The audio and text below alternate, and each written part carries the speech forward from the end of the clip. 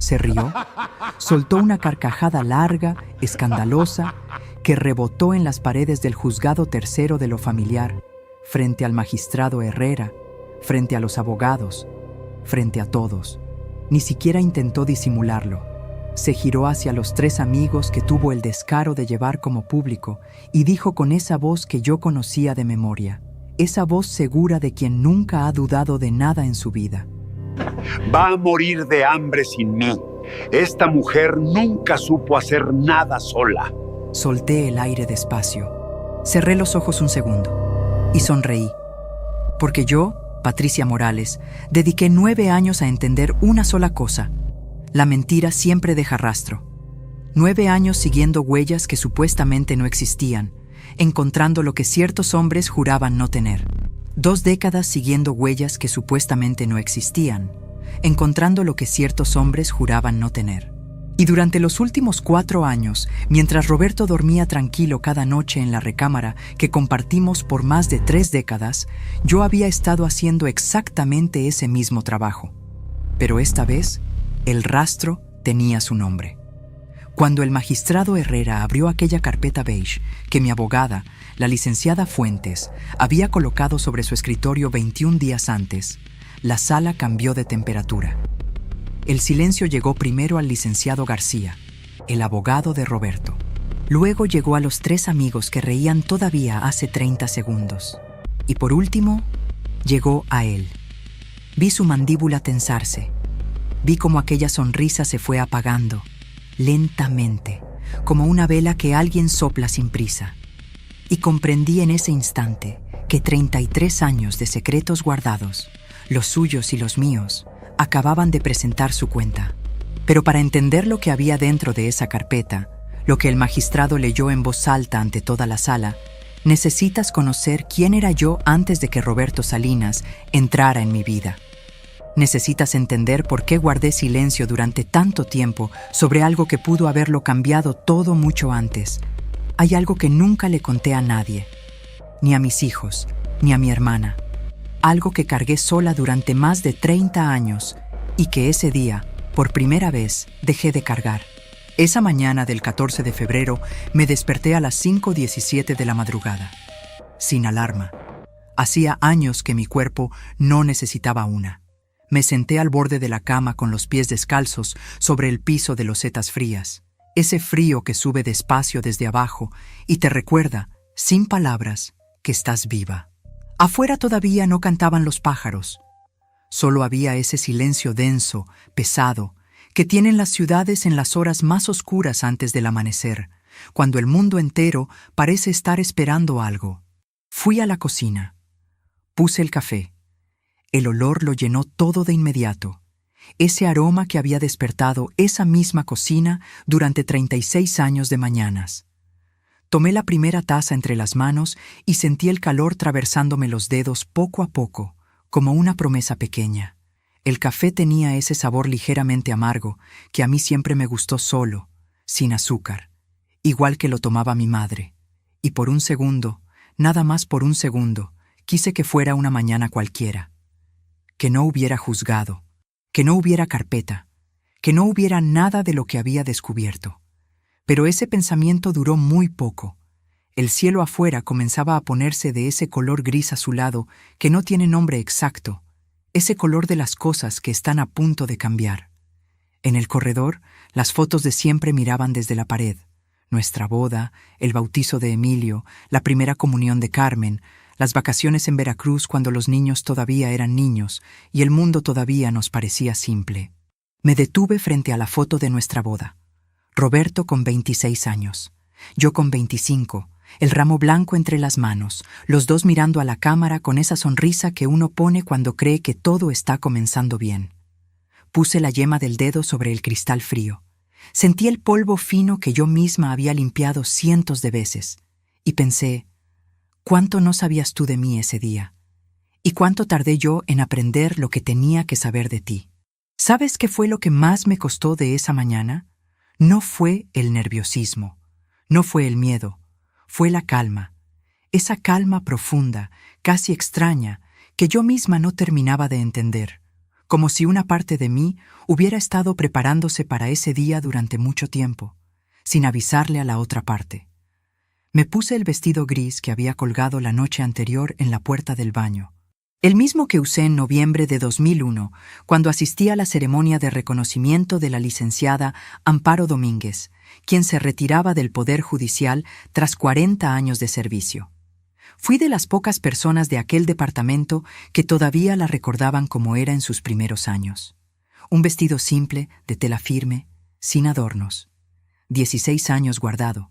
Me quedaba perfecto. Roberto ese día llevaría el traje italiano que adquirió el pasado octubre, según el estado de cuenta que revisé en silencio una tarde de noviembre, sentada en la cocina mientras él dormía. 84,000 pesos en tela importada. Guardé ese recibo en la carpeta azul. Era el número 43 de esa colección que él nunca supo que existía. Tomé mi bolso, el de cuero café que mi mamá me regaló el primer día que entré al Poder Judicial, ya gastado en las esquinas, pero todavía firme, y salí de esa casa por última vez sin voltear a verla.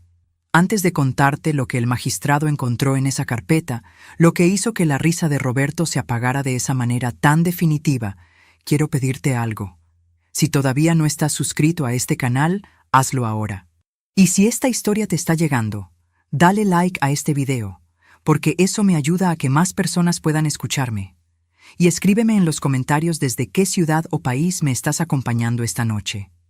Cada mensaje que leo me recuerda que no estoy hablando sola, que hay alguien del otro lado que entiende lo que es cargar un secreto en silencio. Bien, para entender todo esto, tengo que llevarte conmigo a octubre de 1988. A una tarde en la ciudad de Guadalajara, cuando una muchacha de 23 años subió por primera vez las escaleras del Palacio de Justicia del Estado con unos zapatos nuevos que le apretaban y un folder de documentos bajo el brazo. Esa muchacha era yo.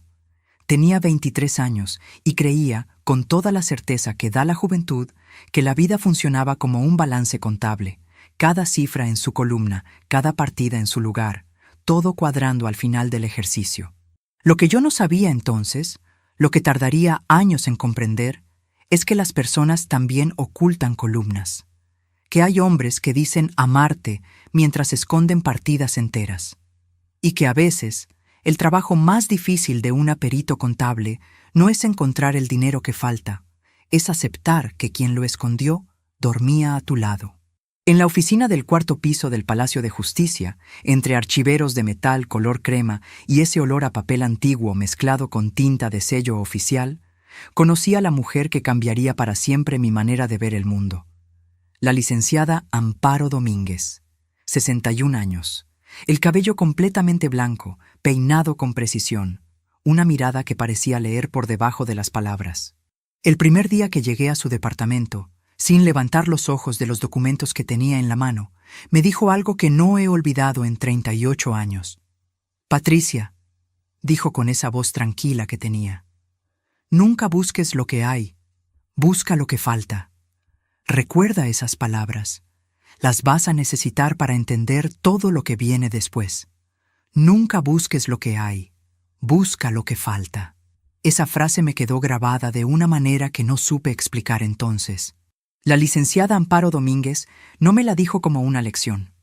Me la dijo como quien comparte algo que aprendió a un costo muy alto. Como quien entrega una herramienta que ya no necesita porque llegó demasiado tarde a sus propias manos. Lo entendería años después, mucho después. En aquellos primeros meses en el departamento de peritos contables, yo llegaba antes que todos y me iba después que todos. No porque nadie me lo pidiera, sino porque los expedientes me fascinaban de una manera que me costaba explicar. Cada carpeta era como un mapa de una vida, una empresa que decía no tener ingresos, pero que tenía empleados, un hombre que juraba no tener propiedades, pero cuyos hijos vivían en una casa que alguien tenía que pagar, una sociedad anónima con 3 socios que no se conocían entre sí, o eso afirmaban. Aprendí muy pronto que los números no mienten. Lo que mienten son las personas que los acomodan. Había algo en ese trabajo que me daba una sensación muy particular. La sensación de que la verdad, sin importar qué tan bien escondida estuviera, siempre dejaba una huella. Siempre. Una cifra fuera de lugar. Un período fiscal que no cuadraba, una firma que llegaba demasiado rápido y que bastaba saber dónde mirar. ¿Sabes qué fue lo primero que no supe ver cuando llegó Roberto Salinas a mi vida? Lo conocí en septiembre de 1988, en el cumpleaños de mi prima Sofía. Yo tenía 23 años y llegué tarde porque había terminado un informe pericial que tenía que entregar a primera hora del lunes siguiente. Entré a la casa de mi tía con los zapatos todavía puestos y una carpeta bajo el brazo, porque nunca aprendí a dejar el trabajo en la oficina. Roberto estaba parado junto a la barra de la cocina, con un vaso de agua en la mano, escuchando a mi tío contar una historia que sin duda ya había contado antes. Pero Roberto reía como si la escuchara por primera vez. Reía con todo el cuerpo, de una manera que hacía que los demás quisieran estar dentro de ese momento. Eso fue lo primero que noté de él, la manera en que hacía sentir a la gente que era interesante. Salimos durante 1 año y 3 meses. Me mandaba cartas de verdad escritas a mano, porque en esa época eso todavía se hacía. Me llamaba a la oficina los martes a mediodía, que era cuando yo tenía mi hora de descanso. Nunca llegó tarde a ninguna cita. El día que me propuso matrimonio, preparó la cena él mismo en el pequeño departamento donde vivía. Arroz con pollo y un flan que quedó un poco flojo, pero que comimos igual riéndonos. Dije que sí. Por supuesto que dije que sí. Te voy a contar algo que no le he dicho a nadie. El día de nuestra boda, mientras esperaba en la sacristía con mi madre ajustándome el velo, tuve un pensamiento que duró menos de 10 segundos y que me da vergüenza admitir. Pensé, hay algo que no termino de ver en él. Solo eso. Un segundo de duda, tan rápido como un parpadeo, tan pequeño como una grieta que no duele todavía. Y lo ignoré. Lo enterré debajo de la emoción del día, debajo del vestido blanco, debajo de la música del órgano que sonó cuando entré a la iglesia. Lo ignoré de la manera en que ignoramos las cosas que no queremos ver cuando todavía tenemos la posibilidad de verlas. Llevábamos 3 años casados cuando nació Emilio. Roberto tenía su empresa de distribución de materiales de construcción que estaba creciendo. Yo seguía trabajando en el Poder Judicial. Pagábamos a una señora, doña Consuelo, para que cuidara al niño 3 días a la semana. Era un equilibrio que funcionaba, aunque me agotara. Aunque algunos días llegara a casa con los ojos quemados y la cabeza llena de números, y todavía tuviera que preparar la cena. Fue entonces cuando Roberto dijo, por primera vez, la frase que repetiría de distintas maneras durante los siguientes 33 años. Una madre de tiempo completo es lo mejor que puede tener un hijo, Patricia. Lo que ganas tú no alcanza ni para pagar a doña Consuelo y los pañales. ¿Para qué el desgaste? No me lo dijo con rabia. Me lo dijo con una lógica que parecía razonable, con esa voz tranquila que tiene la gente cuando dice algo que ya decidió antes de pedirte opinión. Y yo, que pasaba los días buscando lo que faltaba en los expedientes de otros, no supe ver lo que faltaba en esa conversación. Mi voz. Dejé el Poder Judicial en abril de 1992. Llevaba 9 años trabajando ahí. La licenciada Amparo me abrazó en la puerta el último día y me dijo, muy quedito, casi al oído, «Cuídate, Patricia». Nada más. Yo pensé que era una despedida normal. Hoy sé que era una advertencia. Y que ella lo supo desde el principio con una claridad que yo me negué a tener. Durante los primeros años, la vida en casa era manejable. Emilio creció, llegó Carmen 4 años después, y yo construí una rutina que llenaba los días de actividad, aunque vaciaba otra cosa que tardaría mucho en nombrar. Roberto trabajaba. Llegaba, comía, revisaba papeles, dormía. Los fines de semana eran para él. Sus amigos, su fútbol, sus salidas.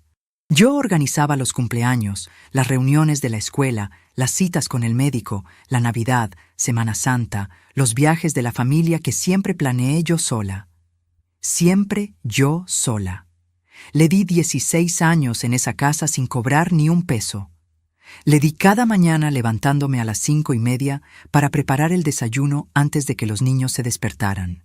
Le di mis conocimientos cada vez que revisaba sus contratos y encontraba cláusulas que podían perjudicarlo, horas de trabajo que ninguna empresa me habría pedido de manera gratuita.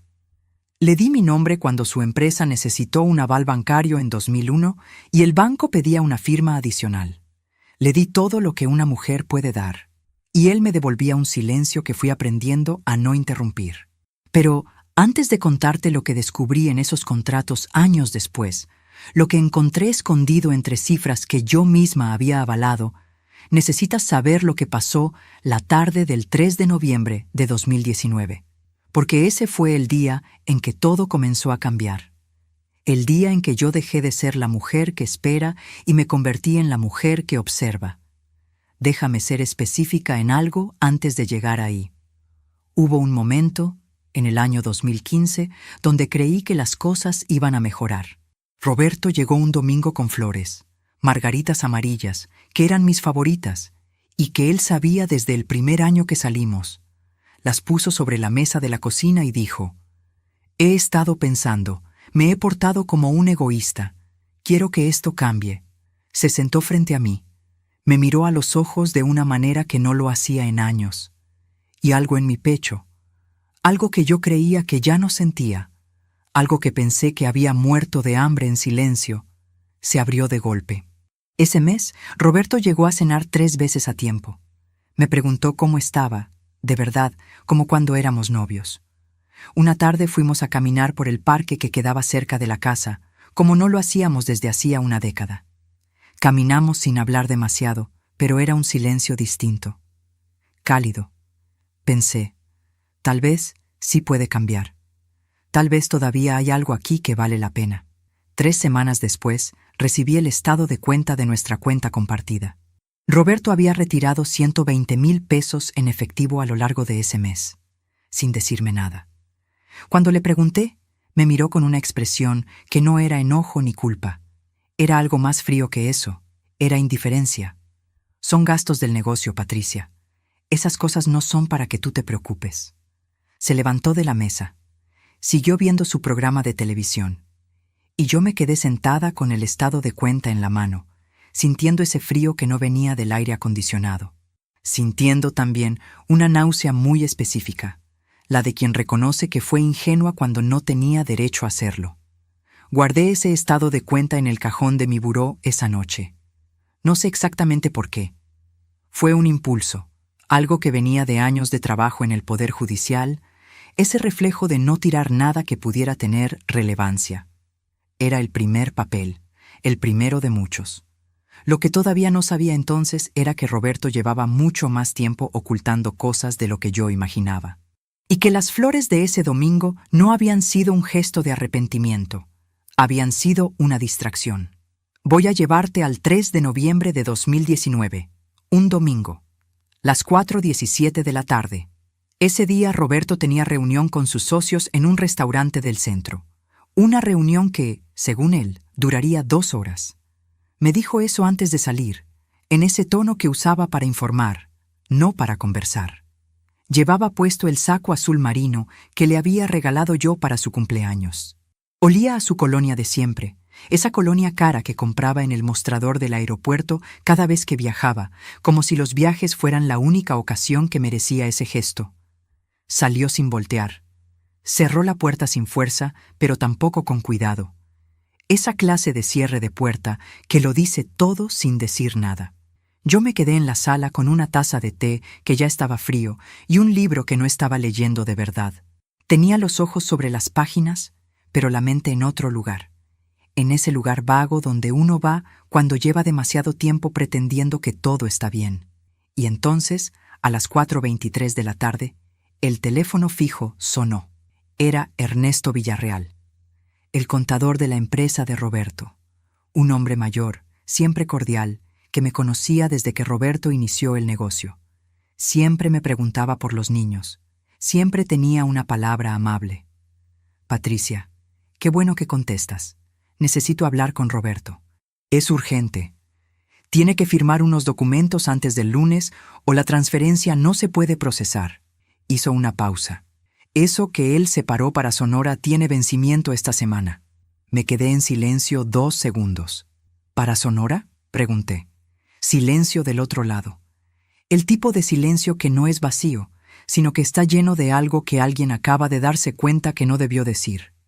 Luego, pensé que él... Discúlpame, Patricia. Dile que me llame. Colgó. Me quedé de pie junto al teléfono, con la mano todavía sobre el auricular, sintiendo ese zumbido que queda después de que alguien cuelga. El silencio de la casa de repente era distinto, más denso. Eso que se paró para Sonora. En 21 años de matrimonio, nunca, ni una sola vez, Roberto me había mencionado nada relacionado con Sonora. Ningún negocio, ningún cliente, ninguna propiedad. Ni de pasada, ni en una conversación, ni en una de esas cenas donde él hablaba de la empresa como si yo no tuviera nada que aportar. Fui a su estudio, algo que casi nunca hacía, porque Roberto había establecido desde el principio que ese era su espacio, y yo, sin que nadie me lo dijera directamente, lo había aceptado como una regla más. Entré sin encender la luz grande, solo con la del pasillo que llegaba desde afuera. Sobre su escritorio había una carpeta café con el logo de su empresa. La abrí. Las primeras páginas eran facturas normales, proveedores que yo conocía, números que reconocí de los contratos que él me pedía revisar cuando le convenía. Pero debajo, entre 2 hojas de papel membretado, había un documento de 2 páginas, una escritura, un terreno de 4,000 metros cuadrados en el municipio de Cajeme, Sonora, registrado a nombre de Roberto Salinas Montoya, fecha de adquisición, febrero de 2017. Precio de compra, 1,800,000 pesos, 2 años atrás. Cuando él me decía que la empresa estaba en números rojos y que no podíamos cambiar el coche porque el dinero estaba muy difícil, no grité, no llamé a nadie. Las manos no me temblaron. Tomé mi teléfono y fotografié cada hoja de ese documento con una calma que me sorprendió a mí misma. Esa calma que no viene de la frialdad, sino de los años, de saber exactamente qué hacer cuando encuentras lo que no debería estar ahí. Después volví a acomodar todo exactamente como estaba. Apagué la luz y cerré la puerta del estudio con el mismo cuidado con que se cierra algo que todavía no ha terminado de revelar todo lo que guarda. Fui a la cocina, calenté el té, y cuando Roberto llegó a las 8:45 de la noche oliendo a vino tinto, le dije: «Te llamó Ernesto, dice que lo llames». Él asintió, me dio la espalda. Y yo lo miré caminar por el pasillo con los ojos de un perito contable que por fin había dejado de mirar para el lado equivocado. Esa noche, antes de dormirme, abrí el cajón del buró y puse las fotos del documento junto al estado de cuenta de 2015. Los 2 papeles. El principio de algo que todavía no sabía exactamente cómo terminaría, pero que sí, que yo lo sabía en el fondo, terminaría en un juzgado. Faltaban todavía 4 años y 3 meses para ese martes en que el magistrado Herrera abriría esa carpeta beige. Pero esa noche, en aquella recámara oscura con Roberto dormido a mi lado, respirando con esa tranquilidad que tiene la gente que no cree que nadie la está mirando, algo se acomodó dentro de mí de una manera muy definitiva. Como cuando una cerradura hace clic. ¿Sabes qué fue lo más difícil de esos 4 años? No fue descubrir las cosas. Fue convivir con lo que había descubierto sin mostrar nada. Sentarme a desayunar frente a él todas las mañanas, escuchar sus planes, responder sus preguntas con la misma voz de siempre, sonreír en la cena de Navidad con los niños, mantener todo exactamente igual en la superficie, mientras por dentro yo estaba construyendo algo metódicamente, con paciencia, con la misma disciplina que aprendí en el departamento de peritos contables, algo que él ni imaginaba. En marzo de 2020, cuando el encierro de la pandemia nos metió a los 2 en la misma casa sin posibilidad de salir, pensé que eso sería lo que nos destruiría, que las paredes terminarían por hacer lo que los años no habían podido. Pero no fue así. Fue lo contrario. En aquellos primeros meses, Roberto y yo encontramos una rutina que de alguna manera funcionó. Él cocinaba los sábados. Yo ponía música mientras él lo hacía. Una tarde vimos una película juntos en el sillón, como no lo hacíamos desde años. Y Roberto se rió, una risa genuina, esa risa de antes que yo reconocía todavía, aunque hubiera pasado mucho tiempo desde la última vez que la escuché. y me miró y dijo: «Qué raro que a veces tengas que quedarte sin salida para recordar lo que tienes en casa». Sentí algo calentarse en el pecho, algo que no quería sentir pero que estaba ahí. Algo que, con todo lo que ya sabía, no tenía ningún derecho de estar ahí, y sin embargo estaba. Durante 3 semanas en abril de 2020, creí que quizás me había equivocado en algo. Que quizás el terreno en Sonora tenía una explicación que yo no había querido escuchar porque no le había dado la oportunidad de darla.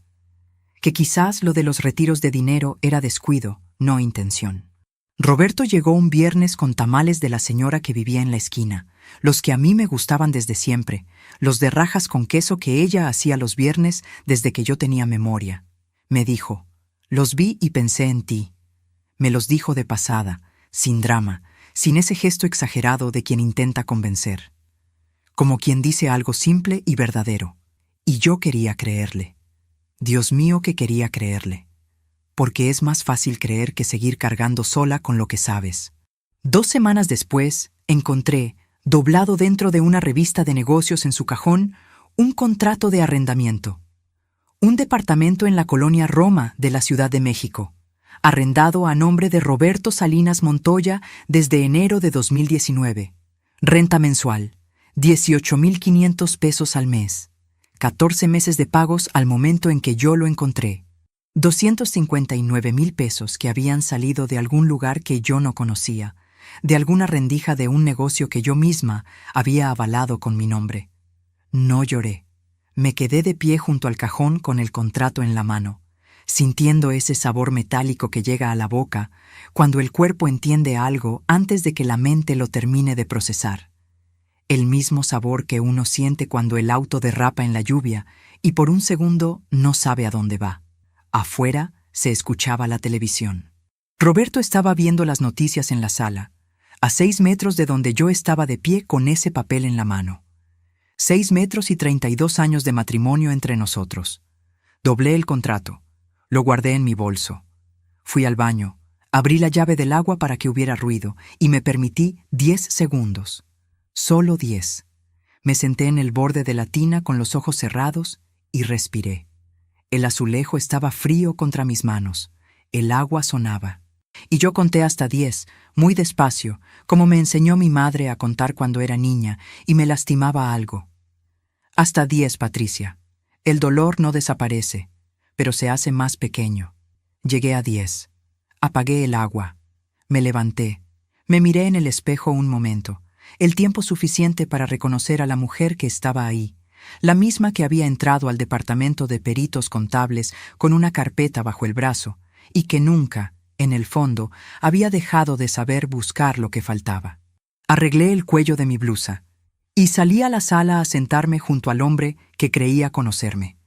En ese momento ya tenía 47 documentos fotografiados o guardados en físico. 47 piezas de una historia que él había estado contando en silencio durante años, convencido de que nadie escuchaba, de que yo era demasiado ocupada, demasiado confiada, demasiado dispuesta a no preguntar. Se equivocó.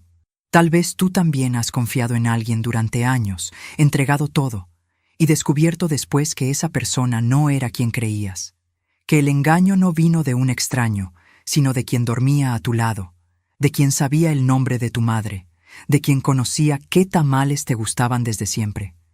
Si alguna vez viviste algo así, escríbemelo en los comentarios. Necesito saber que no fui la única.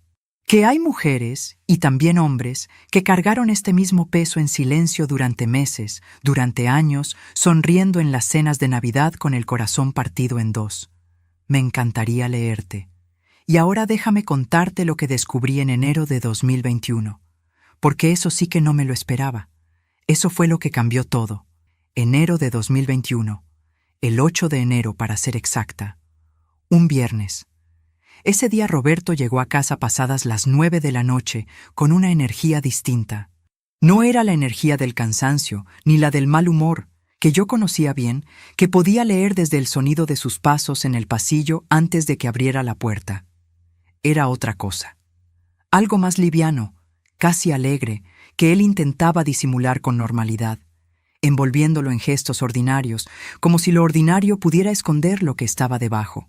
Entró a la cocina, abrió el refrigerador, sacó agua, me preguntó si había comido. Todo muy ordinario. Pero sus ojos brillaban de una manera que yo no le había visto en años. No en mí, no en esa casa. Tuve una buena junta, dijo, como explicándose a sí mismo, como quien necesita justificar una alegría que no debería tener testigos. Qué bueno, respondí yo. Se fue a bañar.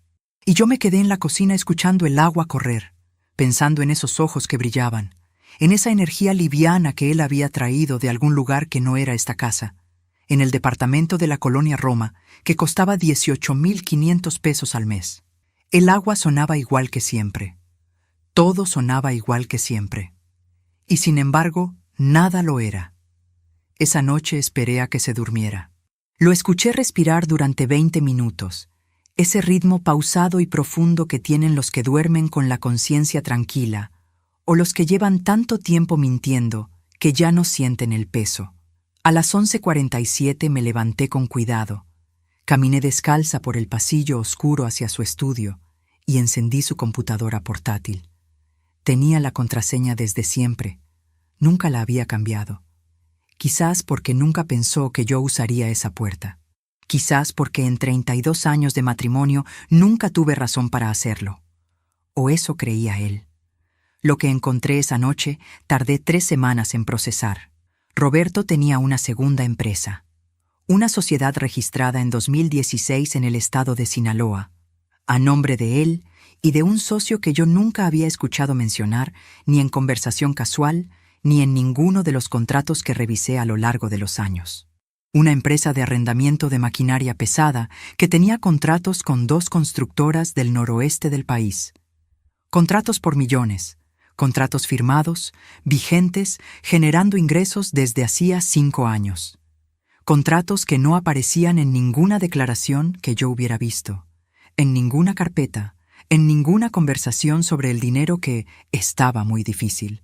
Y en el correo electrónico de esa empresa, que él había dejado abierto sin cerrar sesión, con esa confianza descuidada de quien nunca ha tenido que cuidarse en casa, había un mensaje enviado esa misma tarde, a las 6:23 de la tarde del 8 de enero de 2021. La misma tarde en que llegó con los ojos brillando. El mensaje decía: todo listo para el siguiente trimestre. Los dividendos se transfieren el 15. Lo leí 2 veces. Lo fotografié. Luego fotografié los contratos, los estados de cuenta, los registros de la empresa, el nombre del socio, las fechas, los montos. Cada pantalla con cuidado, sin mover nada, con esa metodología que aprendí en el departamento de peritos contables y que nunca, aunque dejé de ejercerla por décadas, había dejado de vivir en mis manos. Cuando terminé eran las 12:51 de la madrugada. Apagué la computadora exactamente como la encontré y regresé a la cama. Me acosté boca arriba en la oscuridad, con el techo encima y Roberto respirando a mi lado, ajeno a todo, tranquilo como siempre. Pensé en los 9 años que pasé en el Poder Judicial rastreando patrimonios ocultos, buscando lo que faltaba en las carpetas de otros, buscando lo que faltaba en las carpetas de otros. Pensé en la licenciada Amparo diciéndome: nunca busques lo que hay, busca lo que falta. Pensé en mi nombre firmando el aval bancario en 2001, con una pluma que él puso en mi mano como quien pone una herramienta en la mano de alguien que no va a preguntar para qué sirve. En los años que dejé de trabajar, en los días de las madres que pasé cocinando para una familia que llegaba tarde o no llegaba, en el Día de las Madres de 2018, cuando preparé pozole desde las 7 de la mañana, puse la mesa con el mantel bordado que fue de mi mamá. Acomodé los vasos de vidrio que guardaba para las ocasiones.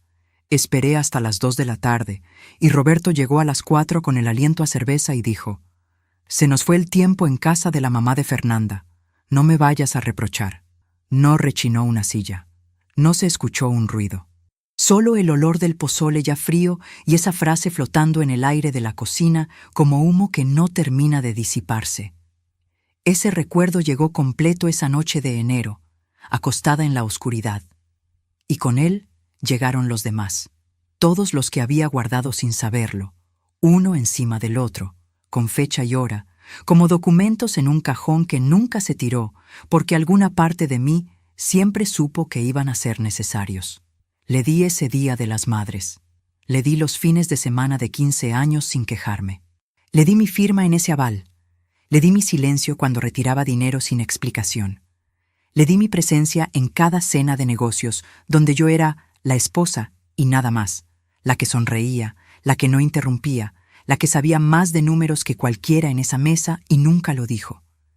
Le di mis conocimientos cada vez que revisé sus contratos sin cobrarle un peso. Le di todo lo que tenía, y él utilizó cada cosa que le di para construir algo que no incluía mi nombre. Algo que, desde el principio, estaba diseñado para que yo nunca lo viera. Lloré esa noche, no en silencio. Metí la cabeza en la almohada y lloré de una manera que no había llorado desde que murió mi madre. Un llanto profundo, de los que no se pueden controlar, de los que no piden permiso, de los que limpian algo que llevaba demasiado tiempo acumulado sin nombre ni lugar donde caber. Roberto no se movió. Siguió durmiendo con ese ritmo pausado de siempre. A la mañana siguiente me levanté a las 5:22. Hice el café, puse el desayuno, corté fruta, acomodé los vasos, doblé la servilleta como lo hacía desde hacía 30 años. Cuando Roberto bajó a las 7:15, yo ya estaba sentada en la mesa con la taza entre las manos y la cara completamente tranquila. Él me miró una fracción de segundo, como quien busca algo en el rostro de otra persona sin saber exactamente qué, como quien tiene un presentimiento que no puede articular. No encontró nada. «Buenos días», dije. «Buenos días», respondió. Y desayunamos en silencio, igual que siempre. El café humeaba. El sol entraba por la ventana de siempre. Todo estaba exactamente en su lugar. En marzo de 2021, la licenciada Rosario Fuentes entró en mi vida. Me la recomendó mi amiga de toda la vida, Elena, que supo antes que nadie lo que estaba pasando, porque Elena lleva 40 años conociéndome y sabe cuándo guardo algo detrás de los ojos. Rosario tenía 54 años, 28 de experiencia en derecho familiar y un despacho pequeño en el tercer piso de un edificio sin elevador, con libreros que llegaban al techo y una planta de potos que crecía sin control sobre el archivero. La primera vez que la visité, llevé conmigo una carpeta azul con 82 documentos ordenados por fecha, foliados, con separadores de color por categoría. Ella los revisó durante 40 minutos sin decir una sola palabra, sin expresión de sorpresa ni de juicio, solo leyendo, con esa concentración tranquila de quien ha visto muchas historias parecidas y sabe que cada una tiene su propia forma de terminar. Cuando terminó, levantó los ojos y me dijo: «Patricia, ¿cuánto tiempo llevas preparando esto?» «Poco más de un año», le respondí. Ella asintió despacio, como quien recibe una respuesta que confirma algo que ya calculó. «Necesitamos más. Vamos a necesitar valuaciones, un perito independiente y tiempo. Tiempo real. ¿Puedes seguir?» «Llevo 32 años siguiendo», le dije. «Año y medio más no me va a detener». Fueron 16 meses de trabajo en paralelo. Yo vivía mi vida de siempre en esa casa. Desayunos, comidas, conversaciones sobre el clima, los hijos, las noticias, la inflación, el vecino que había remodelado su jardín. Roberto nunca notó nada. O si notó algo, lo atribuyó a cualquier otra cosa, al cansancio, a la edad, a ese estado vago que él siempre llamaba tus cosas.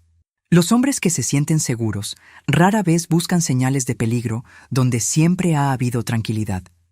Es una forma de ceguera que ellos mismos construyen. Fue en agosto de 2022 cuando llegó el momento que más me costó de todo este proceso. No la noche de la computadora. No el contrato del departamento en la Roma, esto. Emilio, mi hijo mayor, me llamó un domingo para decirme que él y su esposa Fernanda habían decidido celebrar el cumpleaños de Roberto en un restaurante el siguiente sábado. Un restaurante en la zona nueva de la ciudad, de esos con iluminación tenue y cartas sin precios marcados, donde la gente va a verse, no solo a comer. «Claro», dije, «¿qué necesitan que lleve yo?» «Nada, mamá, solo ven».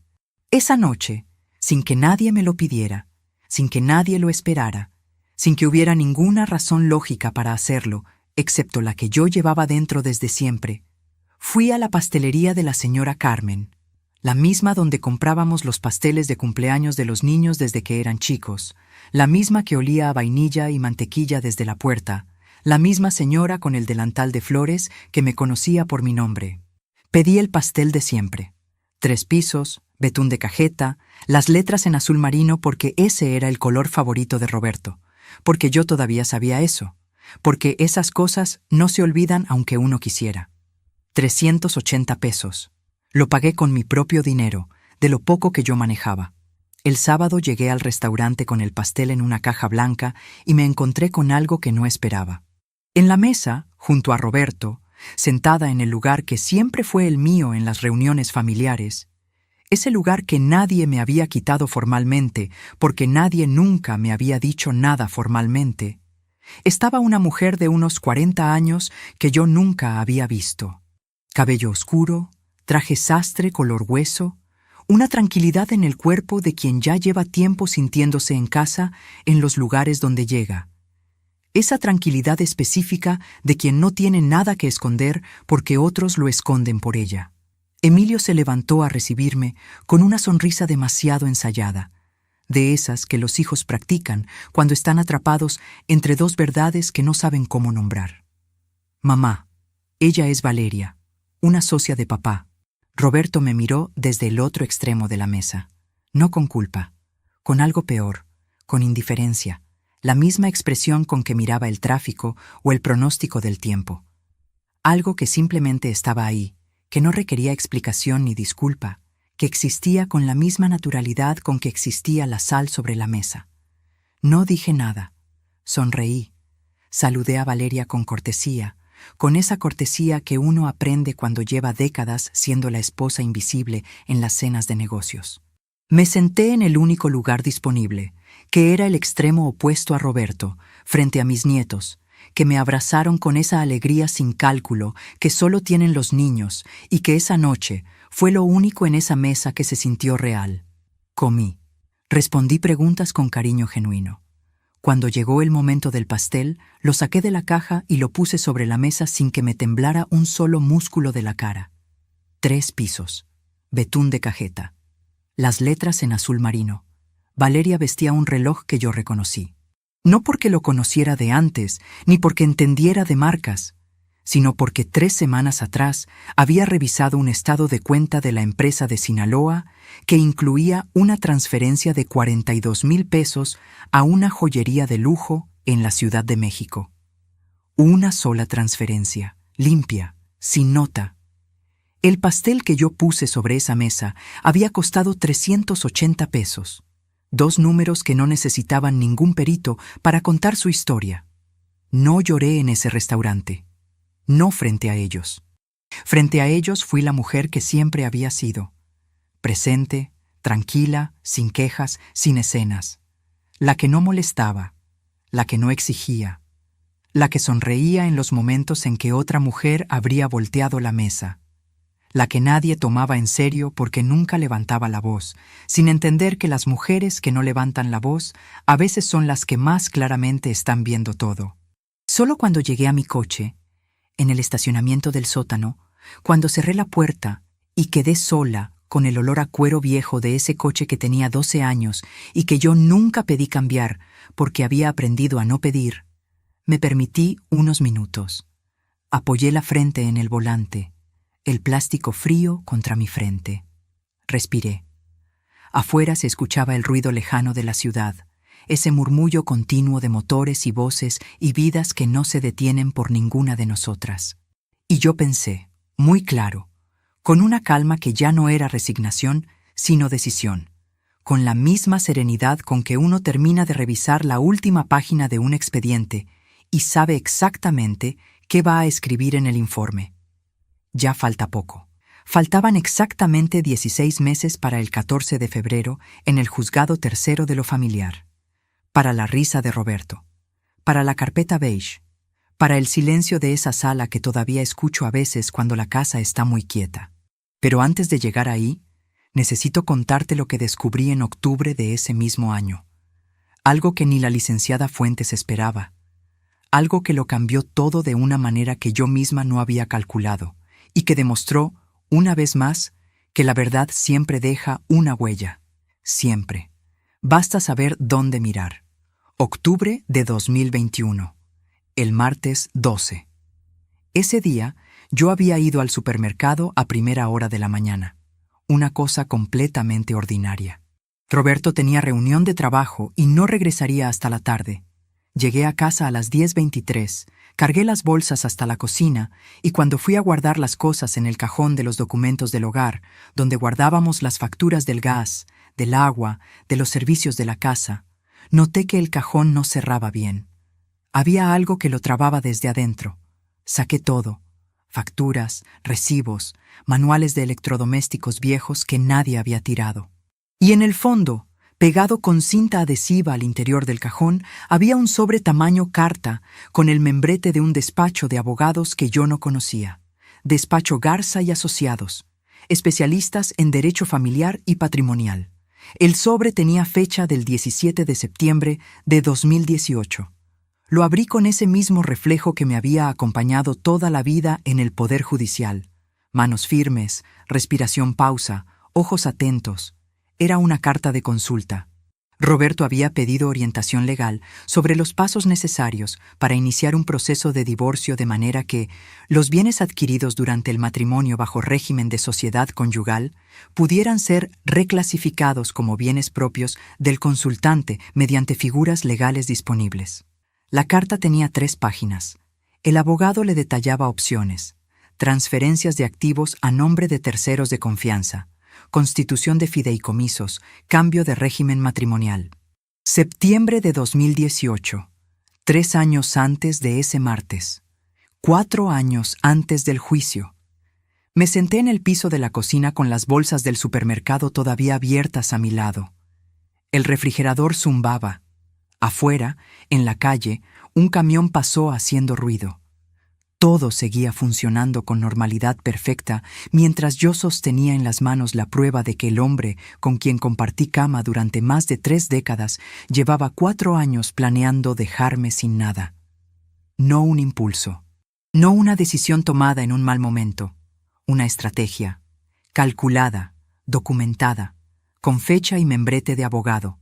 4 años mintiéndome, 4 años cocinando, conviviendo, durmiendo bajo el mismo techo, mientras él ya sabía exactamente lo que iba a pasar. Lo fotografié todo.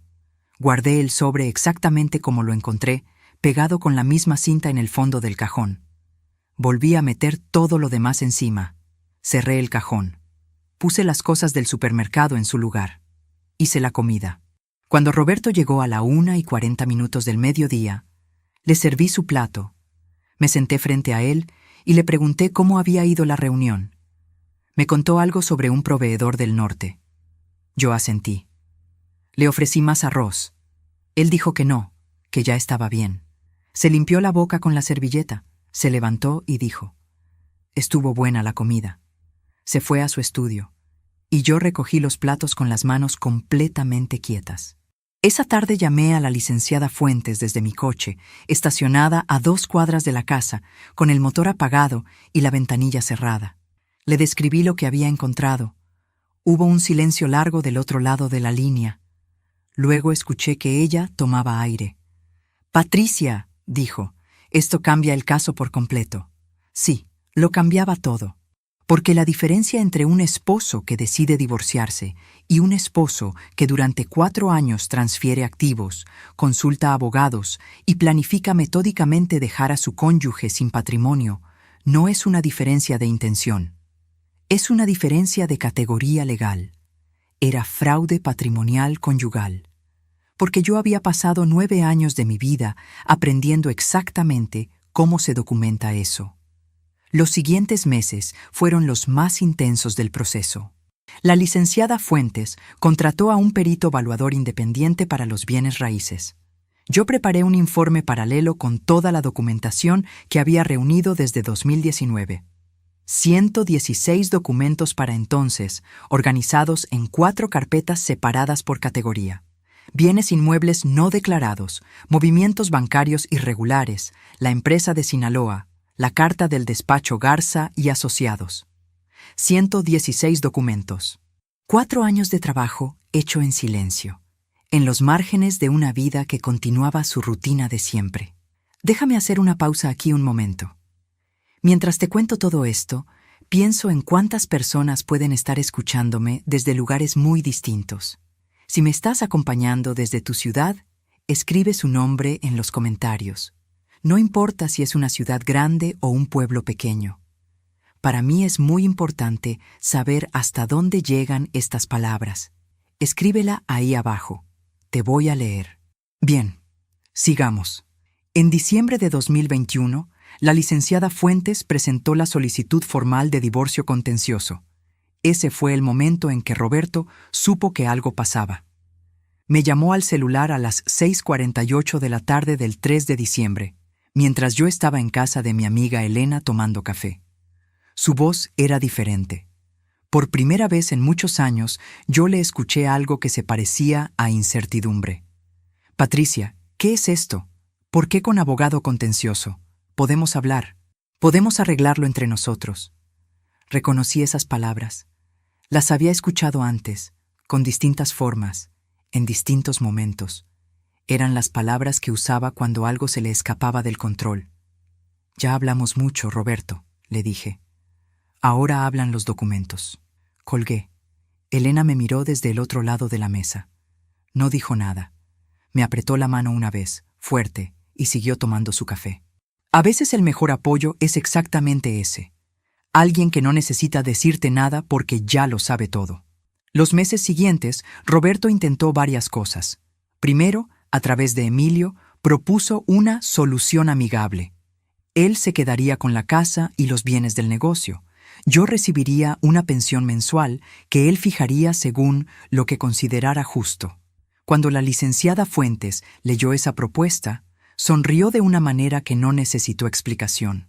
Luego, en marzo de 2022, Roberto cambió de abogado.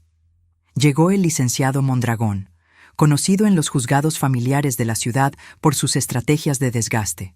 Comenzaron a solicitar prórrogas, documentos adicionales, verificaciones de fechas. Querían que el proceso se alargara, que yo me cansara, que los costos me agotaran. No me cansé, y no me agotaron. Porque durante esos meses de espera, mientras el proceso se extendía con cada maniobra del licenciado Mondragón, yo seguía haciendo algo que nadie veía.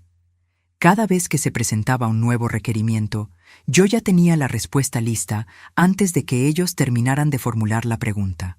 La licenciada Fuentes me dijo una tarde, riéndose un poco: «Eres la cliente mejor preparada que he tenido en 28 años de ejercicio». «Es que fui buena en mi trabajo», le respondí. Lo que el licenciado Mondragón no sabía, lo que Roberto no imaginaba, era que cada maniobra dilatoria que presentaban me daba más tiempo para completar algo que yo todavía no había terminado. Algo que la licenciada Fuentes tampoco conocía en su totalidad. Una última pieza que cambiaría el alcance de todo lo que habíamos construido. Una pieza que yo había comenzado a armar en silencio desde septiembre de 2020 y que estaría lista justo a tiempo.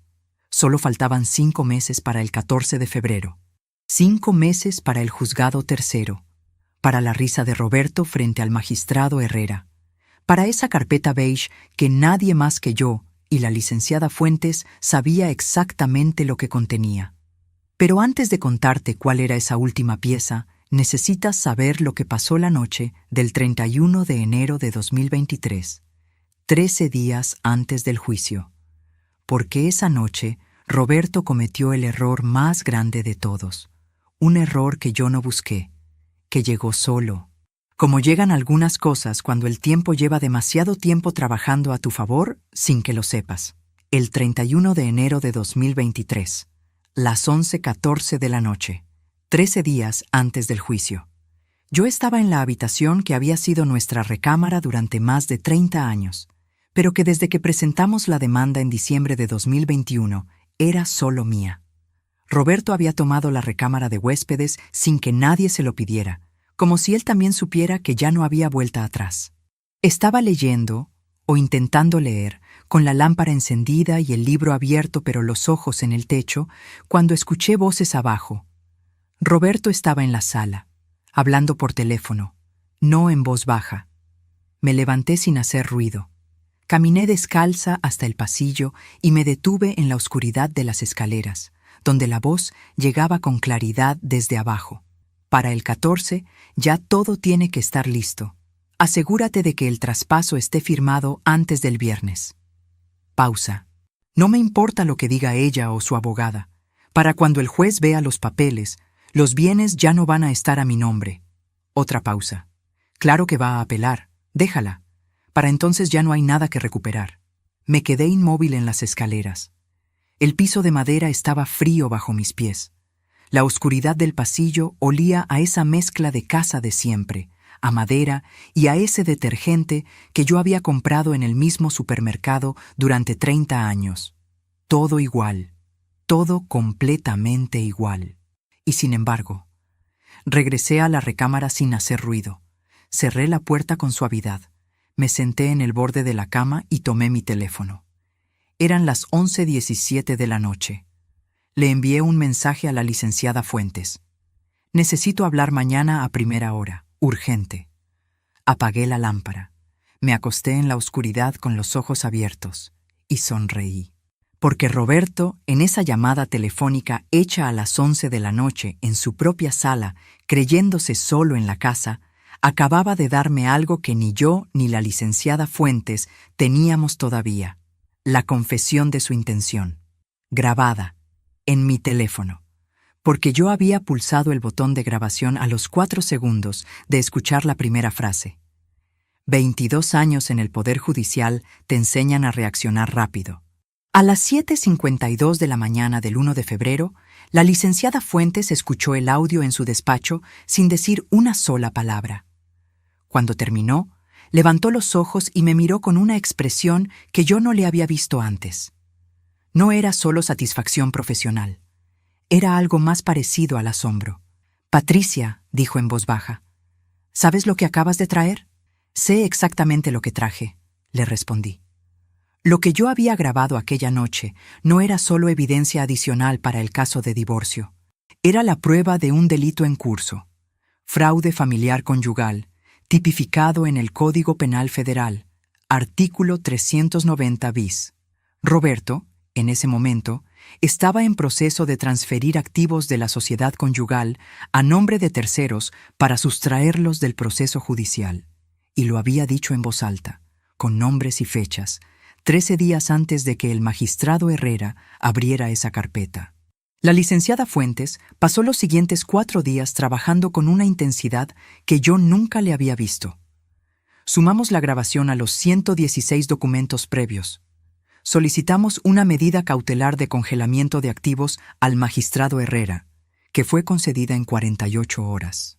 El viernes 3 de febrero, cuando Roberto llegó a firmar ese traspaso que había mencionado en la llamada, el notario le informó que los bienes estaban sujetos a medida cautelar judicial y que ninguna transacción era posible hasta resolución del caso. No estuve ahí para verlo. Me lo contó la licenciada Fuentes esa misma tarde. Me dijo que el abogado de Roberto, el licenciado Mondragón, había llamado a su despacho en un tono que era muy diferente al que usaba en los alegatos formales. Faltaban 11 días. Necesito que entiendas algo antes de que te cuente lo que pasó en ese juzgado. Necesito que entiendas todo lo que estaba dentro de esa carpeta beige. No como lista fría de documentos, sino como lo que realmente era: 4 años y 3 meses de vida paralela, de noches levantada con el teléfono, de mañanas sirviendo el desayuno con calma absoluta mientras por dentro todo ardía, de domingos en misa pidiendo no amargura ni venganza, sino solo claridad. Claridad para ver bien, claridad para no equivocarme. En esa carpeta había un terreno en Sonora de 4,000 metros cuadrados. En esa carpeta había una empresa en Sinaloa que generó dividendos por millones durante 5 años. En esa carpeta había un departamento en la colonia Roma que costó 259,000 pesos de renta en 14 meses. En esa carpeta había 116 documentos, facturas, estados de cuenta, correos electrónicos, escrituras, contratos. En esa carpeta había una carta de un despacho de abogados con fecha de septiembre de 2018, que probaba que Roberto había comenzado a planificar dejarme sin nada 4 años antes de que yo presentara la demanda. En esa carpeta había una grabación de audio de 2 minutos y 43 segundos. Y en esa carpeta había algo más, algo que ni la licenciada Fuentes conocía en su totalidad hasta esa semana. Déjame contarte qué era ese algo más.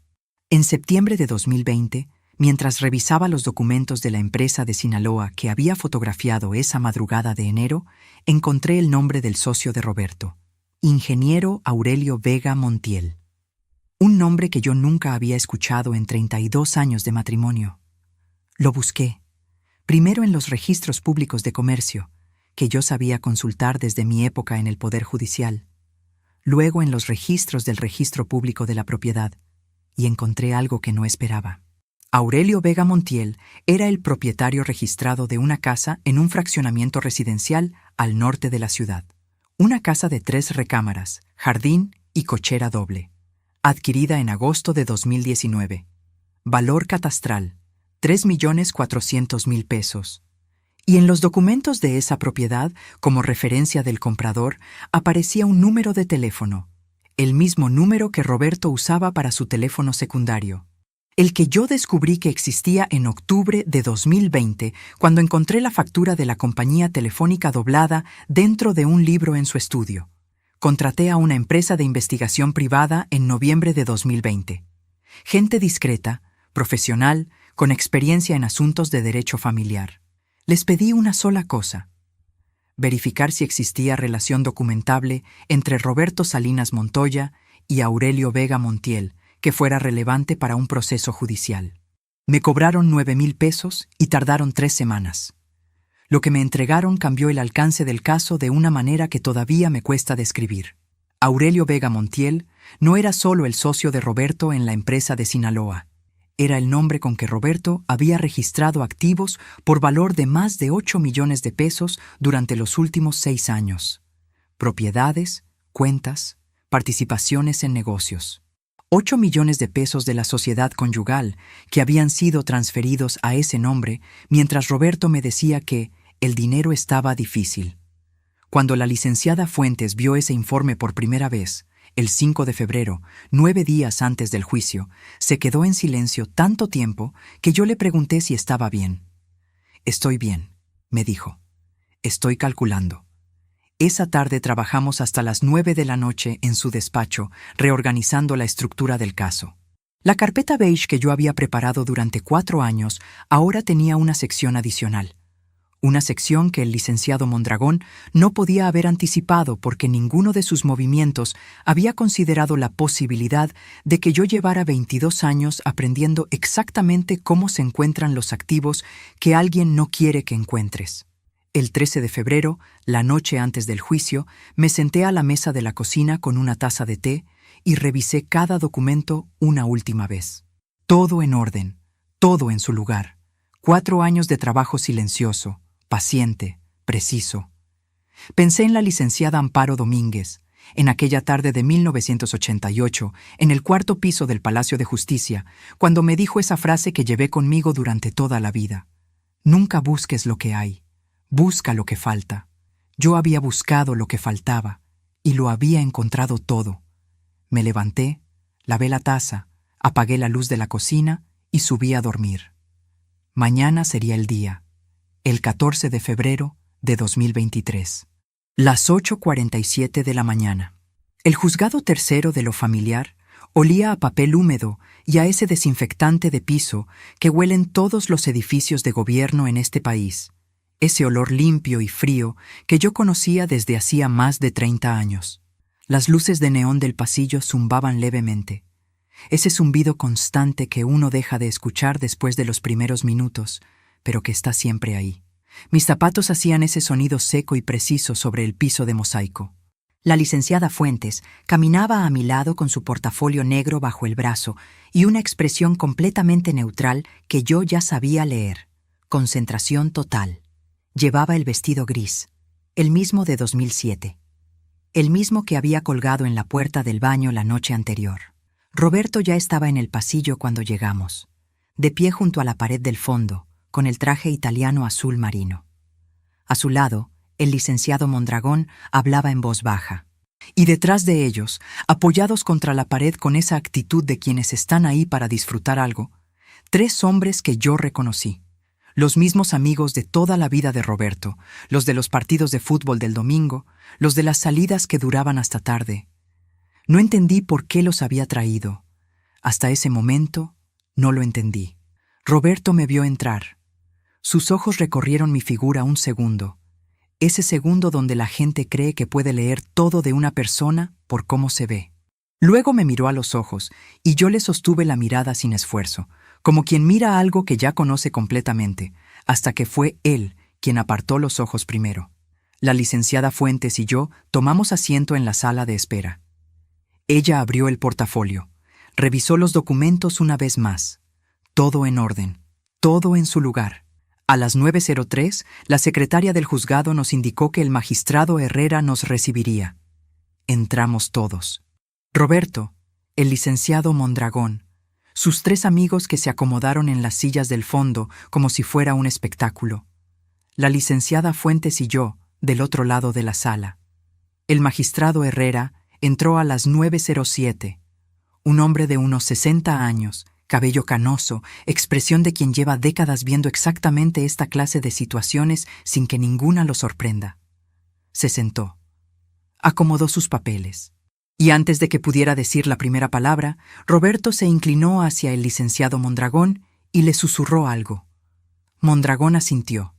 Y entonces Roberto hizo algo que yo no esperaba. Se giró hacia sus amigos sin ningún disimulo y soltó esa carcajada. Esa carcajada larga y segura que retumbó en las paredes de aquella sala del juzgado tercero de lo familiar. Y dijo, con esa voz que usaba cuando estaba completamente seguro de sí mismo, «Va a morir de hambre sin mí». Esta mujer nunca supo hacer nada sola. El magistrado Herrera levantó los ojos de sus papeles. Yo bajé la cabeza y sonreí. Porque en ese momento yo sabía exactamente lo que había en esa carpeta beige que la licenciada Fuentes tenía entre las manos. Y Roberto no tenía idea.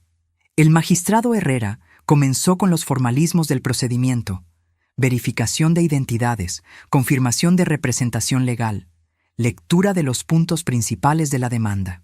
El licenciado Mondragón intervino en 2 ocasiones con objeciones de forma que el magistrado desestimó sin demasiado interés. La sala olía a papel y a ese café aguado que alguien había preparado en algún lugar del edificio. El aire acondicionado estaba demasiado frío. Yo podía sentir el frío en las manos, las mismas manos que mantuve completamente quietas sobre mi regazo durante todo ese tiempo. Entonces llegó el momento. La licenciada Fuentes se puso de pie con ese movimiento tranquilo y profesional que tenía, colocó la carpeta beige sobre el escritorio del magistrado y dijo: «Con la venia del magistrado, presentamos el conjunto de pruebas documentales en apoyo a la demanda, incluyendo evidencia de fraude patrimonial conyugal bajo el artículo 390 bis del Código Penal Federal, bienes inmuebles y activos no declarados por valor superior a los 8 millones de pesos, y evidencia de premeditación documentada desde 1900. Septiembre de 2018. El magistrado Herrera abrió la carpeta y la sala quedó en silencio. No fue un silencio gradual, fue inmediato, como cuando alguien apaga el sonido de un cuarto lleno de gente. El licenciado Mondragón se inclinó hacia adelante. Sus ojos recorrieron la primera página, luego la segunda. Vi cómo su mandíbula se tensaba levemente, ese movimiento pequeño que hacen las personas cuando leen algo que no esperaban leer. Los 3 amigos de Roberto dejaron de moverse en sus sillas. Y Roberto, que 30 minutos antes reía con esa carcajada segura que había llenado el pasillo. Roberto, que había traído público para ver cómo yo salía de ese juzgado sin nada. Roberto miraba la carpeta desde su lugar con una expresión que yo nunca le había visto en 36 años. No era enojo, no era sorpresa. Era algo más primitivo que eso. Era el reconocimiento de que algo que creía completamente bajo su control no lo estaba. El magistrado Herrera pasó las páginas con calma profesional. Se detuvo en la sección de bienes inmuebles, luego en los estados de cuenta de la empresa de Sinaloa, luego en la carta del despacho Garza y Asociados de septiembre de 2018, y luego llegó a la última sección, la del informe de la empresa de investigación privada, la que detallaba los 8 millones de pesos transferidos al nombre de Aurelio Vega Montiel. Levantó los ojos. Miró al licenciado Mondragón. «Licenciado», dijo con esa voz pausa que tenía, «¿conocía usted la existencia de estos activos?» El licenciado Mondragón carraspeó. «Magistrado, con todo respeto, algunos de estos documentos requieren verificación de autenticidad antes de...» «La verificación ya fue solicitada y aprobada», interrumpió la licenciada Fuentes con una calma perfecta. «El expediente incluye las certificaciones correspondientes en la sección 4. El magistrado Herrera regresó a la carpeta. Encontró la sección 4. Leyó. Luego hizo algo que yo no esperaba. Dejó los documentos sobre el escritorio, se recargó levemente en su silla y miró a Roberto directamente. No con hostilidad, con esa mirada específica que tienen los magistrados cuando han visto demasiadas veces la misma historia y ya no necesitan hacer muchas preguntas. «Señor Salinas Montoya», dijo, «antes de continuar con la audiencia, necesito que su representante legal me confirme si la parte demandada tiene conocimiento de los activos detallados en las páginas 17 a 43 de este expediente». El licenciado Mondragón se inclinó hacia Roberto. Vi cómo le decía algo en voz muy baja. Vi cómo Roberto movía ligeramente la cabeza. Vi cómo Mondragón volvía a hablar. Era una conversación de 15 segundos que duró lo que una eternidad. Mondragón se incorporó. Aclaró la voz. «La parte demandada, magistrado, solicita un receso para consultar con su representación legal». El magistrado Herrera miró su reloj. Luego miró la sala. Sus ojos pasaron por los 3 amigos de Roberto sentados en el fondo, que ahora miraban el piso con una incomodidad que era visible desde donde yo estaba. Volvió a Roberto y dijo con esa voz que no subía ni bajaba: «Concedo 15 minutos». Se levantó y salió por la puerta lateral. La sala quedó casi vacía. Mondragón tomó del brazo a Roberto y lo llevó hacia el pasillo con pasos rápidos. Los 3 amigos intercambiaron miradas entre ellos. Uno de ellos me miró un segundo antes de apartar los ojos. La licenciada Fuentes se sentó a mi lado y habló en voz baja sin mirarme. «Va a pedir conciliación». «Lo sé», le respondí. «¿Qué quieres hacer?» Miré hacia la puerta por donde había salido el magistrado Herrera. Respiré el aire frío de esa sala que olía a papel húmedo y a desinfectante y a 36 años de algo que llegaba a su fin. «Que los documentos hablen», dije. Para eso los reuní. El magistrado Herrera regresó exactamente a los 15 minutos. Las 9:51 de la mañana. Se sentó. Acomodó sus papeles con ese movimiento metódico de quien ha repetido el mismo gesto miles de veces. Miró a ambos lados de la sala. Y entonces dijo algo que yo no esperaba que dijera en ese momento. Antes de continuar con la audiencia, esta magistratura necesita pronunciarse sobre la naturaleza de la documentación presentada por la parte actora. Levantó la carpeta beige. La sostuvo un momento como quien sopesa algo. El conjunto de pruebas aportadas excede en alcance los términos del divorcio contencioso original. Lo que esta carpeta documenta, si las pruebas son verificadas como auténticas, constituye presuntos actos de fraude patrimonial conyugal bajo el artículo 390 bis del Código Penal Federal, así como ocultación sistemática de bienes de la sociedad conyugal durante un periodo no menor a 6 años. Hizo una pausa. Esta magistratura tiene la obligación de turnar copia del expediente al Ministerio Público. La sala volvió a quedarse en silencio. Pero esta vez era un silencio distinto al de antes. El primero había sido el silencio del asombro. Este era el silencio del miedo. Vi cómo Roberto, que hasta ese momento había mantenido cierta rigidez en la postura, algo parecido a la compostura, se desplomó levemente hacia adelante, apenas unos centímetros, como cuando una estructura pierde un punto de apoyo que nadie veía, pero que sostenía todo. El licenciado Mondragón se puso de pie. Magistrado, con todo respeto, mi representado considera que existe espacio para una solución conciliatoria que evite procedimientos adicionales. Estamos dispuestos a... Licenciado, lo interrumpió el magistrado Herrera, con esa voz que no subía ni bajaba. El turno al Ministerio Público no es discrecional. Es obligatorio una vez que la documentación presentada sugiere la comisión de un delito. Eso no es negociable en esta sala. Mondragón se sentó. Yo mantuve las manos quietas sobre el regazo.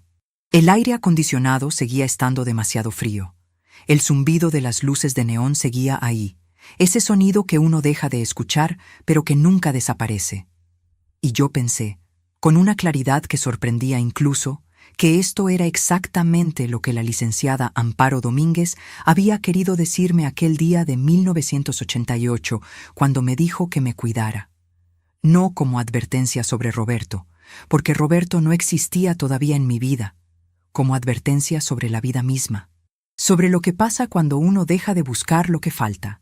El magistrado Herrera continuó con la audiencia. Durante los siguientes 40 minutos se leyeron los términos de la demanda, se verificaron los documentos en presencia de ambas partes y se estableció el calendario de resolución. Cada vez que el licenciado Mondragón intentaba introducir una objeción, la licenciada Fuentes respondía con la página exacta del expediente que la refutaba. Era como ver a alguien jugando ajedrez contra quien ya conoce cada movimiento posible del tablero. En un momento, el magistrado Herrera llegó a la sección de la empresa de Sinaloa. Preguntó al licenciado Mondragón si la parte demandada confirmaba o negaba la existencia de esa empresa. Mondragón respondió que su representado necesitaba tiempo para revisar la documentación. El magistrado anotó algo en su expediente sin comentario adicional. Luego llegó a la grabación de audio. Esta magistratura ha revisado la transcripción certificada del audio presentado como prueba, dijo. La parte demandada tiene algo que declarar respecto al contenido de esta grabación del 31 de enero del presente año. El licenciado Mondragón volvió a inclinarse hacia Roberto. Esta vez la conversación duró más. Vi las expresiones de los dos. Vi a Mondragón hablar con esa velocidad controlada de quien está calculando en tiempo real. Vi a Roberto escuchar con los ojos fijos en el escritorio del magistrado. Uno de los 3 amigos del fondo se levantó despacio y salió de la sala sin decir nada. Luego salió el segundo. El tercero miró a Roberto una vez, con una expresión que no era lealtad, sino incomodidad, y también se fue. Para cuando Mondragón terminó de hablar con Roberto, la parte del fondo de la sala estaba vacía. Roberto levantó los ojos. Me miró. Era la primera vez en toda la mañana que me miraba de verdad. No con el vistazo de antes, cuando intentaba leerme desde la distancia. Esta vez me miraba como quien finalmente ve algo que llevaba mucho tiempo frente a él sin reconocerlo. No aparté los ojos. No sonreí. No hice nada. Solo sostuve esa mirada con la misma calma con que había servido su desayuno la mañana después de encontrar el sobre del despacho Garza, con la misma calma con que había guardado 47 fotos en mi teléfono, con la misma calma con que había contado hasta 10 en el baño la noche que encontré el contrato del departamento en la colonia Roma. 33 años de calma. Mondragón se incorporó. Aclaró la voz. La parte demandada no tiene declaración que hacer respecto a la grabación en este momento. Magistrado. El magistrado Herrera asintió. Continuó. Quiero hacer una pausa aquí, antes de contarte cómo terminó esa audiencia. Porque hay una pregunta que me hago todavía, de vez en cuando, en esos momentos de silencio que da la vida, cuando uno está solo con sus pensamientos. Me la hago sin encontrar siempre la misma respuesta. Y me gustaría saber qué piensas tú. Cuando tienes en las manos la posibilidad de destruir completamente a alguien que te hizo daño, que te mintió, que pasó años construyendo tu ruina en silencio y tienes todo el poder legal para hacerlo caer hasta el fondo. ¿Hasta dónde llegas? ¿Empujas con toda la fuerza que tienes o te detienes en algún punto? Escríbemelo en los comentarios. De verdad quiero saber lo que piensas, porque esa pregunta me acompañó durante mucho tiempo. Porque yo, Patricia Morales, con 116 documentos y una grabación de audio y un informe de investigación privada y la obligación del magistrado de turnar el caso al Ministerio Público, tenía en ese momento más poder del que Roberto había tenido nunca sobre mí. Más del que él imaginó que yo podría tener jamás cuando se rió en ese pasillo. Y elegí usarlo con precisión, no con crueldad. La licenciada Fuentes y yo habíamos hablado de esto la noche anterior, en mi cocina, con las tazas de té entre las manos. Le dije lo que quería. Ella me escuchó. Luego dijo, «Es tu decisión, pero es una decisión generosa». Le respondí que no era generosidad, era claridad, porque yo no quería que Roberto fuera a la cárcel. Quería que Roberto entendiera exactamente lo que había perdido. Esas son dos cosas muy distintas. La resolución llegó en 3 tiempos. El primero fue la liquidación de la sociedad conyugal. El magistrado Herrera, basándose en la documentación presentada, ordenó la identificación y evaluación de todos los bienes de la sociedad, incluyendo los registrados a nombre de Aurelio Vega Montiel, que el informe de investigación privada vinculaba directamente con Roberto. La licenciada Fuentes había solicitado además una compensación adicional por los años de trabajo doméstico no remunerado, establecida en la ley. El magistrado la concedió. Cuando el licenciado Mondragón escuchó las cifras de la evaluación total, vi cómo tomaba aire despacio. El número era considerablemente mayor de lo que Roberto había calculado, porque Roberto había calculado ocultando 8 millones de pesos. 8 millones que ahora estaban sobre la mesa con nombre, dirección y documentación completa. El segundo tiempo fue el turno al Ministerio Público, que el magistrado formalizó con una resolución escrita entregada en ese mismo momento. No dependía de mí. Era la ley funcionando como debe funcionar. Yo no lo pedí ni lo impedí. Solo presenté los documentos. El resto lo hizo el sistema al que yo había dedicado 22 años de mi vida. Y el tercer tiempo fue el momento que yo nunca olvidaré mientras viva. Cuando el magistrado Herrera terminó de leer la resolución provisional, se hizo ese silencio que tienen los finales irreversibles. El licenciado Mondragón recogía sus papeles con movimientos que ya no tenían la seguridad de antes. La licenciada Fuentes me miró y asintió con una sola vez. Ese gesto pequeño y completo que no necesita palabras. Roberto se levantó de su silla despacio. No miró a nadie en particular. Caminó hacia la puerta con ese traje italiano azul marino que costó 84,000 pesos y que ahora le quedaba exactamente igual que antes, pero significaba algo completamente diferente. Cuando llegó a la puerta, se detuvo. No sé por qué se detuvo. No lo planeó, eso era evidente. Se giró y me miró una última vez desde la puerta. No dijo nada. Yo tampoco. No hacía falta. 36 años de cosas no dichas ya tenían su carpeta. Ya tenían su magistrado. Ya tenían su resolución. Roberto salió. La licenciada Fuentes esperó a que la puerta se cerrara y luego puso su mano sobre mi brazo. ¿Estás bien? Respiré el aire frío de esa sala que olía a papel húmedo y a desinfectante y a 33 años que llegaban a su fin. Afuera, en el pasillo, se escuchaban pasos. El zumbido de las luces de neón seguía ahí, igual que siempre. Sí, le dije, estoy bien. Y era la verdad más completa que había dicho en mucho tiempo. Salí del juzgado tercero de lo familiar a las 11:23 de la mañana del 14 de febrero. El sol de febrero pegaba con esa claridad específica que tiene el invierno cuando decide ser amable. Me detuve un momento en las escaleras del edificio. Respiré el aire de afuera, que olía a ciudad y a exhaust de coche, y a algo vagamente dulce que venía de la panadería de la esquina que nunca cerraba. El cielo estaba completamente azul. Un azul limpio, sin nubes, de los que parecen recién lavados. Pensé en mi madre, en ese bolso de cuero café que me regaló el primer día que entré al Poder Judicial, ya gastado en las esquinas, pero todavía firme. Pensé en la licenciada Amparo Domínguez diciéndome que me cuidara. Pensé en 38 años de trabajo silencioso, de mañanas tempranas, de documentos y carpetas y números que no mienten, aunque las personas sí lo hagan. Bajé las escaleras del juzgado con mis zapatos, haciendo ese sonido seco y preciso sobre el concreto. Y seguí caminando. Han pasado 2 años y 3 meses desde aquella mañana del 14 de febrero en el juzgado tercero de lo familiar. Vivo en un departamento en el 3er piso de un edificio de la colonia que siempre me gustó y donde nunca viví porque Roberto prefería otra zona de la ciudad. Tiene una ventana grande en la sala que da hacia un parque. Por las mañanas, cuando preparo el café, entra una luz que a estas horas del año es dorada y horizontal. Esa luz que tiene el amanecer cuando decide ser generoso.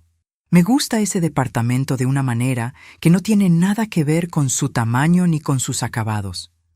Me gusta porque cada cosa que hay en él la elegí yo. La resolución del caso tomó 9 meses en total. Los bienes de la sociedad conyugal fueron identificados, valuados y liquidados con la participación del perito independiente que contrató la licenciada Fuentes. El terreno en Sonora, la empresa de Sinaloa, el departamento de la colonia Roma, los activos registrados a nombre de Aurelio Vega Montiel. Todo. La compensación adicional por los años de trabajo doméstico no remunerado fue reconocida por el magistrado tal como la ley establece. El expediente que el magistrado Herrera turnó al Ministerio Público sigue su proceso por los cauces que le corresponden. Eso ya no depende de mí. Emilio me llamó en marzo del año siguiente. Fue una conversación larga, de esas que empiezan despacio y terminan diciendo cosas que llevaban tiempo esperando ser dichas. Hablamos 2 horas. No todo quedó resuelto en esa llamada. Algunas cosas necesitan más tiempo que una conversación. Pero fue el principio de algo que todavía estamos construyendo. Con cuidado, sin prisa. Carmen me visita los jueves. Trae a los niños. Llenamos la cocina de ese ruido que tienen los niños cuando están cómodos en un lugar. Ese ruido que es la mejor clase de música que existe. No guardo rencor. No lo digo como virtud ni como ejemplo. Lo digo porque es lo que encontré cuando llegué al fondo de todo esto y miré. El rencor no estaba. Creo que lo fui gastando despacio, durante 4 años de madrugadas con el teléfono en la mano y documentos sobre la mesa. Cuando llegué al juzgado, ya no me quedaba ninguno. Solo quedaba claridad. Pero hay algo que prometí contarte. Algo que guarda el centro de todo lo que viví.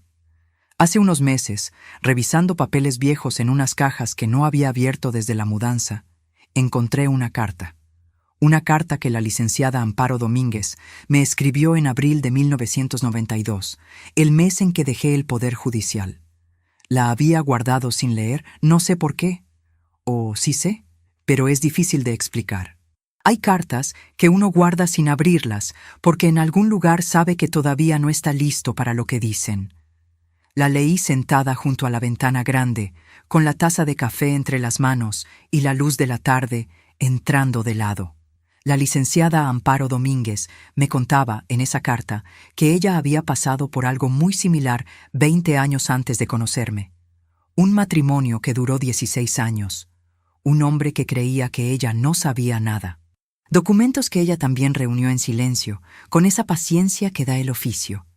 Y un día en un juzgado, mucho antes de que yo llegara al Poder Judicial, en el que ella salió sola por unas escaleras de concreto, con el sol en la cara, y supo que había recuperado algo que nadie le podía quitar. Eso fue lo que me enseñó, sin decírmelo directamente. No los procedimientos, no los artículos del código. Me enseñó que una mujer que sabe dónde mirar, que aprende a buscar lo que falta, que mantiene la calma cuando el mundo espera que se rompa, esa mujer no pierde. Aunque parezca que pierde, aunque la dejen sola, aunque alguien se ría en un pasillo creyendo que ha ganado algo. Al final de la carta, la licenciada Amparo escribió una frase que no he olvidado desde que la leí esa tarde. Patricia, el día que entiendas para qué guardaste este silencio, entenderás también lo que siempre supiste de ti misma. Esa tarde la entendí. Le di 33 años de mi vida a alguien que nunca me vio de verdad. Le di mis mañanas, mis conocimientos, mi firma, mis silencios. Le di la dignidad de no destruirlo cuando pude hacerlo. Le di, sin saberlo, la oportunidad de que la historia terminara de una manera que yo puedo mirar sin vergüenza. Y él me dio, sin querer, exactamente lo que yo necesitaba para recordar quién era antes de que empezara todo.